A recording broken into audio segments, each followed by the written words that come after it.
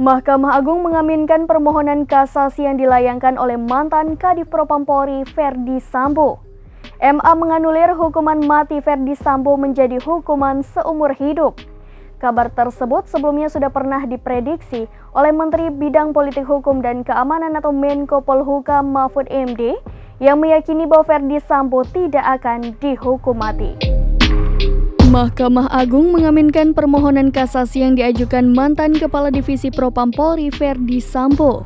MA menganulir hukuman mati bagi Ferdy Sambo menjadi seumur hidup. Melakukan pembunuhan berencana secara bersama-sama dan tanpa hak melakukan tindakan yang berakibat sistem elektronik tidak bekerja sebagaimana mestinya yang dilakukan secara bersama-sama.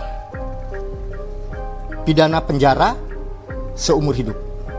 Kabar ini pernah diprediksi oleh mantan Koordinator Hukum Politik dan Keamanan atau Menko Polhukam Mahfud MD. Saat itu, ia meyakini bahwa Ferdy Sambo tidak akan dieksekusi mati walaupun telah divonis hukuman mati oleh Majelis Hakim di Pengadilan Negeri Jakarta Selatan.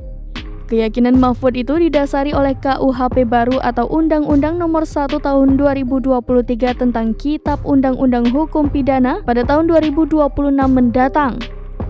Dalam KUHP baru itu memungkinkan vonis mati yang telah dijatuhkan turun menjadi hukuman seumur hidup apabila seorang terpidana mati dianggap berkelakuan baik. Hal itu bisa terjadi setelah terpidana menjalani masa percobaan 10 tahun.